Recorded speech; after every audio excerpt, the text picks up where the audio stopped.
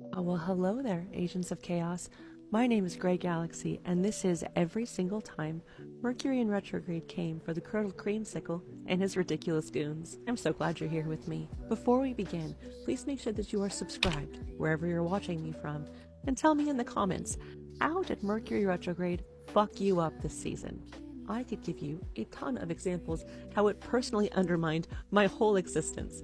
But let's focus on Trump for now. Every retrograde has a shadow period, about a week before and a week after. I'm going to begin in that shadow period. On November 2nd, wide-eyed FBI Director Kash Patel fired someone named Stephen Palmer because allegedly they were responsible for leaking to everyone that Kash Patel had been using the FBI's private jet to visit his girlfriend. On November 4th, it turns out that those allegations were absolutely true, and he was using a $60 million private FBI jet to visit his girlfriend when she performs her pop star shows. Cool! Something kind of cosmic about the fact that Venus was in Scorpio when it was revealed that he was using private jet and taxpayer dollars to go visit the love of his life. I just think there's some irony. Then on November 5th, we all remember the blue wave that knocked the GOP on its ass and made Donald Trump look like a total loser. On November 7th, it's revealed that he has the lowest approval rating he's ever had at 49%. And the same day, November 7th, a federal judge rules that Donald Trump's federal guard deployment in Portland was unlawful. Loser. On November 8th, a very strange deal with Spirit Airlines and 10 engineless planes and Kristi Noem came up, and she was ridiculed for it. We didn't hear much about it because they were trying to hide it, but apparently she was trying to broker a deal with Spirit Airlines through a third party that she would buy, and I quote, a fleet of deportation jets. 10 is what she was going for. Turns out, not only were the planes not for sale, none of them had engines. I'm confused. You're confused. Neither of us is as confused as Kristi Noem. During all of this, we've been enduring the longest government shutdown in history. On November 11th, Mike Johnson was no longer able to run away from his responsibilities, and he was forced to reopen the government.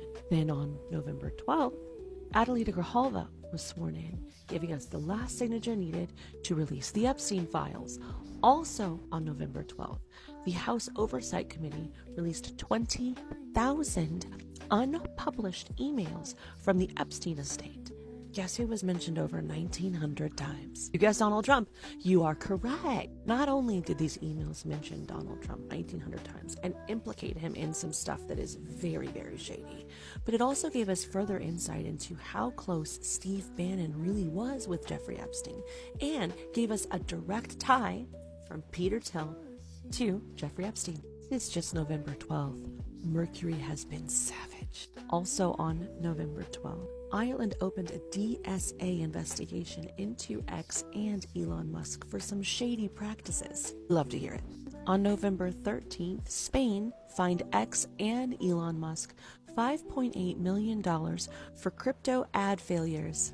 Double delicious. Then on November 14th, J.D. Vance's motorcade critically injures a motorcycle officer by the name of Justin Brown. He does not say anything on social media, does not make a single announcement, and allegedly it's said that they just drove off and left that officer there. 15th of November, the officer was still in critical condition after multiple surgeries and still not a peep from J.D. Vance or anyone on his team. But hey, back the blue, man, right?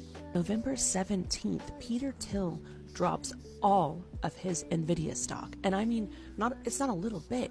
It's worth $100 million of Nvidia stock.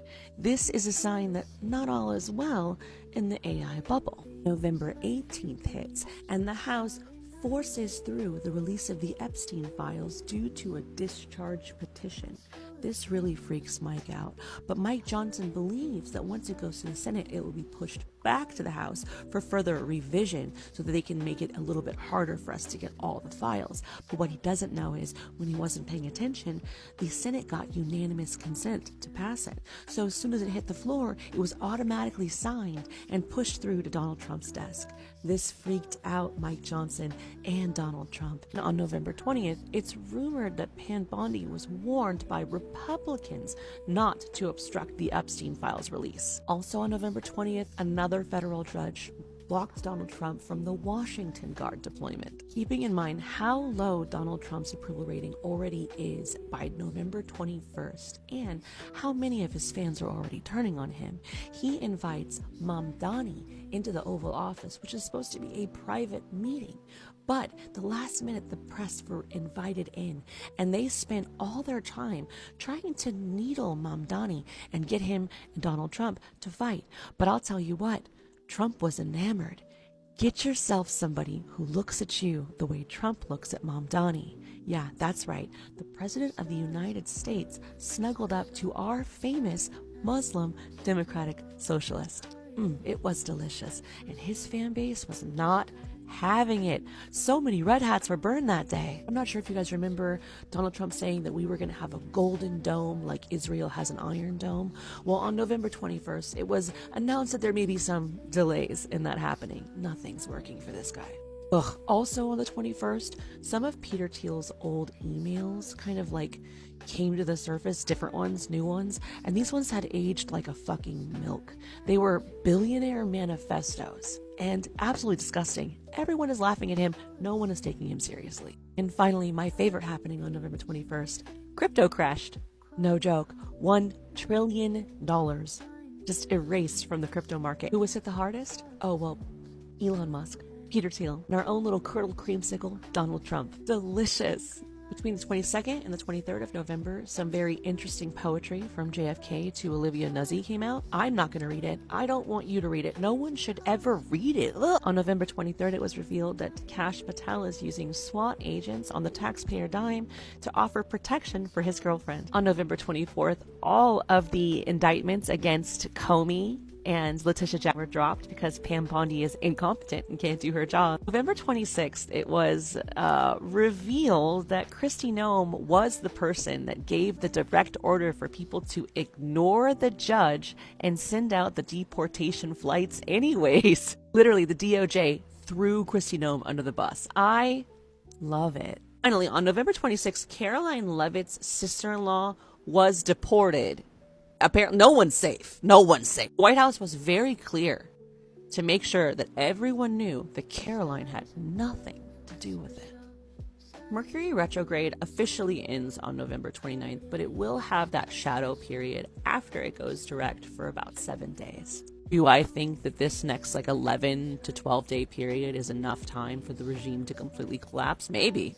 I don't know, the wheels are off the bus. Everyone is falling apart. You've got people resigning at an astounding rates. Something I didn't add was that Marjorie Taylor Greene resigned, leaving a little bit of a window.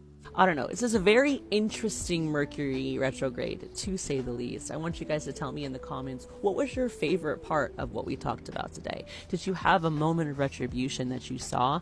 And how did it make you feel inside? Warm and fuzzy? Yeah, me too. Agents of Chaos, thank you so much for sticking around. Stay stellar.